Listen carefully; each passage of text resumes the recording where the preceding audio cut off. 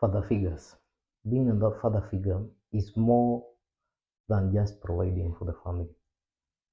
I think most of us tumeruhusiwa contact ya being a father figure.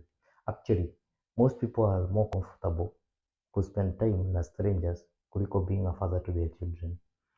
Unapata situation, mtu ni daktari, mtoto wake ako form 2 ama form 3, lakini hajui paracetamol yoyote.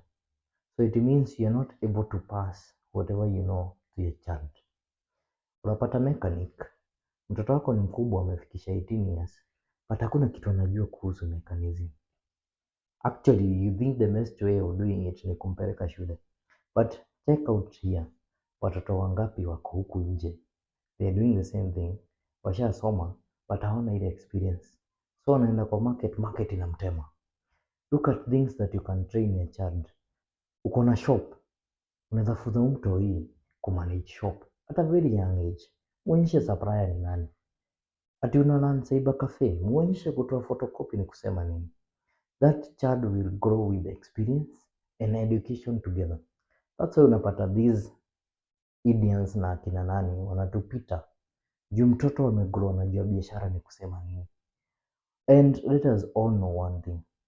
Employment ni kitu ni ngumu sana kupass to your child. But hiyo biashara umeweka hata kama ni kadogo namna gani, that is the inheritance of that child.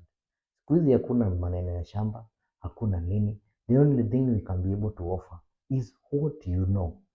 Unapata situation, mzazi yako pale, the boy is supposed to get circumcised.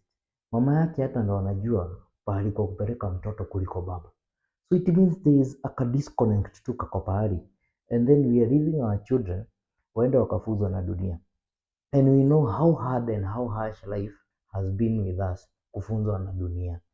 So get your time, take your time, funza mtoto wako mapema.